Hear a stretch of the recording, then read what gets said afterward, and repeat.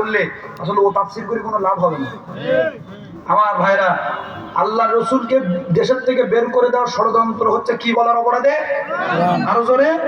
ঠিক আজহারীকেও এই বাংলাদেশ থেকে 5 বছর আগে বের করে দেওয়া হয়েছিল শুধুমাত্র কোরআন বলার অপরাধে।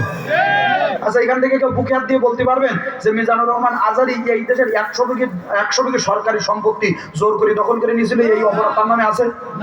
এদেশের জনগণের 100 কোটি টাকা চুরি করেছে, এই অপবাদ তার নামে আছে? এই দেশের কোন মানুষের মুখে বা কানে জোরপূর্বক অন্যায়ভাবে একটা থাপ্পড় মেরেছে, এই প্রমাণ আছে?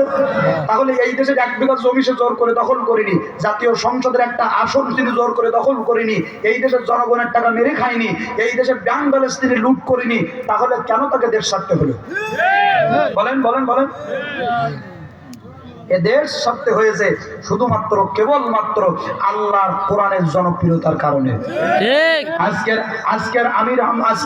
আজকের মিজানুর রহমান আজহারীকে যারা কোরআন বলার অপরাধে এই দেশ থেকে বের করে দিয়েছিল, শুধুমাত্র কোরআন বলার অপরাধে এই দেশ থেকে যাকে বের করে দিয়েছিল, আজকের সেই সমস্ত জালেমেরা তাকিয়ে দেখ, আজকের গোটা বাংলাদেশে আগামী কালকের গোটা বাংলাদেশের তামাম মাহফিলের রেকর্ড ভঙ্গ করে ইনশাআল্লাহ জনপ্রিয়তার তুঙ্গে আজকের মিজানুর রহমান আজহারী পৌঁছিয়ে গেছে।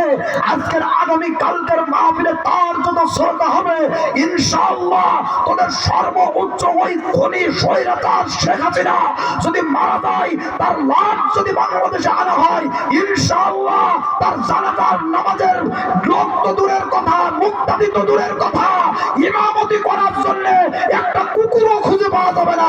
কথা বলেন ঠিক কিনা?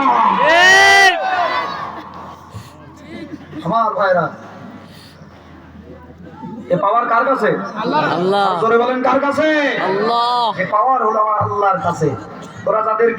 তোরা যাদেরকে জঙ্গি বলে, মানবতা বিরোধী বলে তাদেরকে দেশ থেকে বের করে দিয়েছিলি, আজকে শুধুমাত্র তাদের মাহফিলের পোস্টার পাবলিশ হওয়ার সাথে সাথে গোটা ফেসবুক অঙ্গন দখল করে ফেলে। কথা বলেন ঠিক কিনা?